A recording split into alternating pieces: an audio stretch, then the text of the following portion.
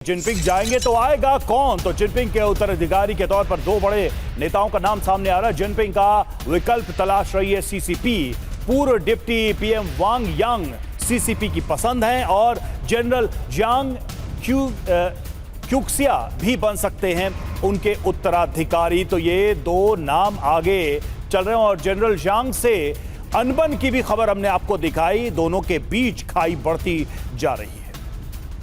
हालांकि जिनपिंग के बाद किसे चीन की सत्ता, ये एक और बहुत बड़ा सवाल है। स्पेक्यूलेशंस फिलहाल किस आधार पर, किस नाम पर लगाए जा रहे हैं, यही डिटेल इंफॉर्मेशन आपके सामने।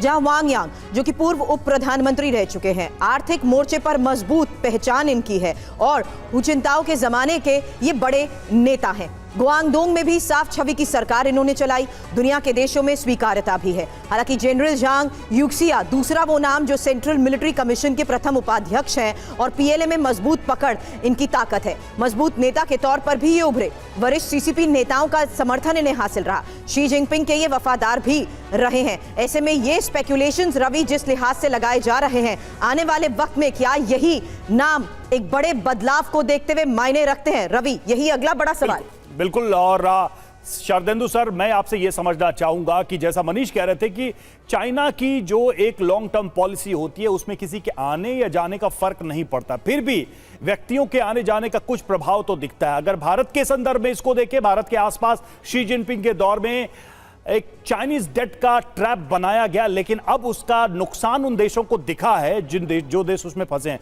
श्रीलंका हो, नेपाल हो, बांग्लादेश हो या दूसरे और देश हो। क्या आपको लगता है कि उत्तराधिकारी कोई आता है उससे भारत के इर्द गिर्द भी कोई प्रभाव पड़ेगा, फर्क पड़ेगा? देखिए, मेरा मानना है कि चाइना में कोई भी पावर में आए उसकी पॉलिसीज में मेजर शिफ्ट नहीं होने वाला है।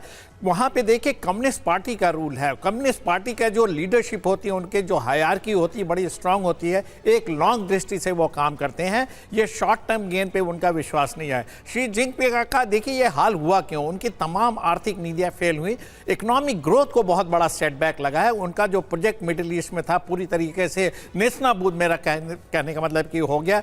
BRI कॉन्सेप्ट नहीं चला, पाकिस्तान में CPEC नहीं बहुत सक्सेसफुल हुआ, तमाम तरीके का अटैक हुए। तो और जो इंडो पैसिफिक रीजन का इलाका था उसको देखिए पूरा मिलिट्री जोन में कन्वर्ट हो गया। तो तमाम तरीके का जब कम्युनिस्ट पार्टी ने अपना इंटरनल रिव्यू किया तो शी जिनपिंग को बहुत बड़ा क्वेश्चन मार्क लगा उनकी लीडरशिप पे। और जिस तरीके से वो देखिए आज की डेट में अंडरग्राउंड या लाइमलाइट में नहीं है, दिखाता है कि कहीं ना कहीं एक सुगबुगाहट है उनकी लीडरशिप को चेंज करने के लिए।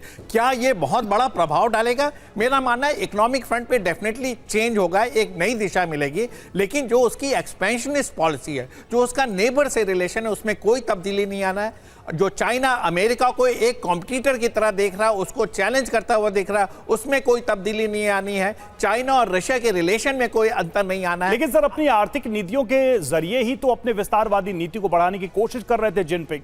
मतलब भारत के पड़ोस का ही मैं एग्जांपल इसलिए मैंने दिया।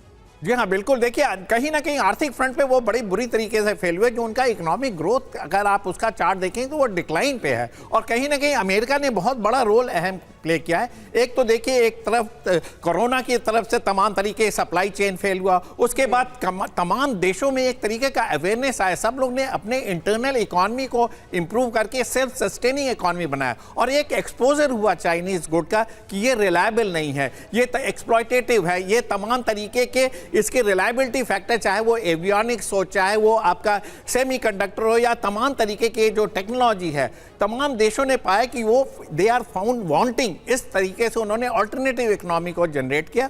और मेरा मानना है कि कहीं ना कहीं जो मेजर सेटबैक लगा है वो मिडिल ईस्ट में लगा है, अफ्रीकन नेशन में लगा है, और पाकिस्तान का जो इनका जो BRI कॉन्सेप्ट और CPEC है उसमें ओवरऑल नुकसान। और अमेरिका ने देखिए एक डेफिनेट रोल प्ले किया। आपको मानना पड़ेगा कि वेस्टर्न पावर आज की डेट में चाइना के डेड अगेंस्ट है। अगर कोई, चाहे यूरोपियन नेशन हो चाहे नॉर्थ अमेरिकन नेशन हो, वो पूरी कोशिश कर रहे हैं कि चाइनीज गुड का बहिष्कार करे और उनकी इकोनॉमी को एक सेटबैक। बिल्कुल बिल्कुल, ये सारी वजहें हैं।